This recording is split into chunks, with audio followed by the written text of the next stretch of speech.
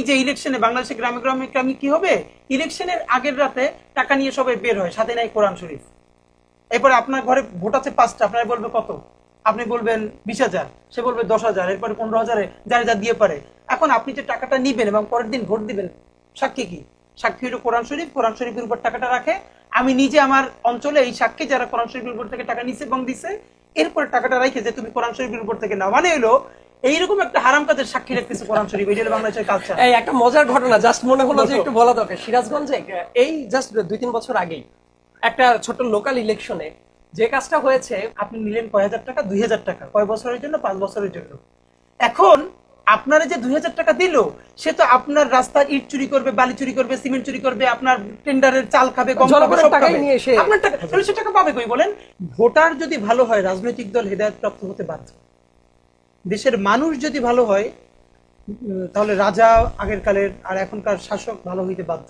কারণ এখন এটা তো সত্য কথা যে কালচারালি আমরা করাপ্টেড। আপনি ইভেন যেই মানুষটা নিজের এলাকায় বোঝে যে এই ছেলেটা ভালো, নির্বাচন করতেছে, তারা বলবে তুমি ভালো ছেলে, কিন্তু ভোটটা তারে দিবে না। কারণ সে মনে করে যে এই ছেলে যেহেতু ভালো, তাহলে সে এখানে সেখানে তদবিরের জন্য ফোন দিবে না, তাহলে তেমন কাজে আসবে না। কিন্তু সে একটু ভিশনারি যদি হইতো যে ও আমার ব্যাপারেও দিবে না, অন্যের ব্যাপারেও দিবে না, আচ্ছা ও যদি ফোন দেওয়া বন্ধ করে তদবিরের জন্য, তাহলে এমন হইতে পারে না যে কারোরই সঠিক কাজের জন্য কারোরই ফোন দেওয়া লাগবে না।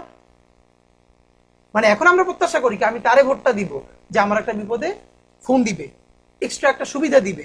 তো সে যদি বলে না বাবা আমি এটা দিতে পারবো না, এটা বুঝে আমার ভোট দিলে দেন, না দিলে না দেন, সে কিন্তু তার ভোট দিবে না, কিন্তু ছেলে ভালো বলবে। কিন্তু যদি আমাদের ভোটাররা, আমাদের জনগণ এইরকম ভালো হইতো, মানে আমরা ভালো হই, আস্তে আস্তে হবো ইনশাল্লাহ, আমরা একদিনের তো আর জানি না, যে আমি কারো কাছ থেকে, মানে আমি ভোটটা দিব আপনার ভালোবেসে, আপনার যোগ্যতায়, আমি কোনো অনৈতিক সুবিধা আপনার কাছে কোনোদিন প্রত্যাশা করব না।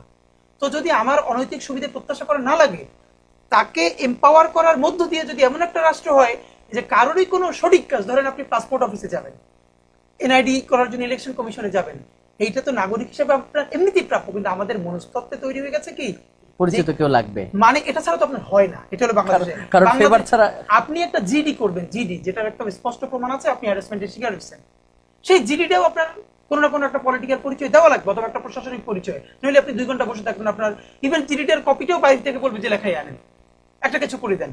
তো এই যে আমাদের কোনো কাজ হয় না, এখন এই জন্য তো আমরা যে না ঠিক আছে আমার কাজ হওয়ার জন্য একজন লাগবে, তাহলে একটু আমার জন্য কাজটা কে করে দিবে, সেইটা না হয় যদি আমরা করতাম যে ঠিক আছে আমি নিজেই কোনো অনৈতিক সুবিধা নিব না, এরকম কোন ছেলে মেয়ে আছে বা কোন লোকটা আছে ভোট দেয়, তাহলে তো এমন হইতে পারতো আপনি হয়তো মরে গেলেন, আমি মরে গেলাম, কিন্তু আমার বাচ্চার জন্য এমন একটা বাংলাদেশ রাখিয়ে যেতে পারতাম যে ওর কোনো কাজের জন্য কারো ধর্ণা দেওয়া লাগবে না, ও অফিসে যাবে এবং ওকে ওই সার্ভিস দেওয়ার জন্য ওই অথরিটি বাধ্য থাকবে। এই জন্য আমি বরং বাংলাদেশের মানুষ, আমরা সবাই মিলে যদি এমন চিন্তাটা করি, দেখেন আমি চিন্তা করি আগামী 5 বছরের, আমার সন্তানের চিন্তা করি না। 5 বছরের চিন্তা করি করে কি, যে আমার জমিটা উদ্ধার কে করে দিবে, আমার দোকানটা কে একটু ভালো জায়গায় দেওয়ার জন্য পৌরসভা থেকে সুপারিশ করবে।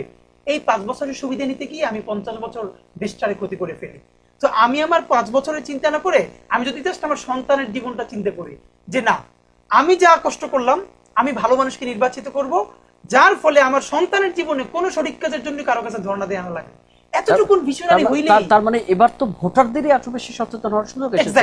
এক্স্যাক্টলি ভোটার যদি সচেতন হয়, রাজনীতিবিদরা ভালো হইতে বাধ্য। কারণ আপনি বলেন এই যে সারা দেশে যতই বলেন রাজনীতিবিদ, বলেন তো পুরো জনগণের কত পার্সেন্ট? কত পার্সেন্ট? সামান্য।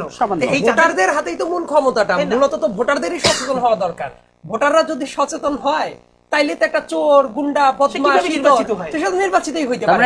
এখন একটা সংস্কার দরকার, ভোটারদের বেশি সংস্কার দরকার। এবং আমি বলি ভাই, এই যে ইলেকশনে বাংলাদেশে গ্রামে গ্রামে গ্রামে কি হবে, ইলেকশনের আগের রাতে টাকা নিয়ে সবাই বের হয়, সাথে নাই কোরআন শরীফ। এরপরে আপনার ঘরে ভোট আছে 5টা, আপনার বলবে কত, আপনি বলবেন 20,000, সে বলবে 10,000, এরপরে 15,000, যার যা দিয়ে পারে। এখন আপনি যে টাকাটা নিবেন এবং পরের দিন ভোট দিবেন, সাক্ষী কি? সাক্ষী হলো কোরআন শরীফ। কোরআন শরীফের উপর টাকাটা রাখে।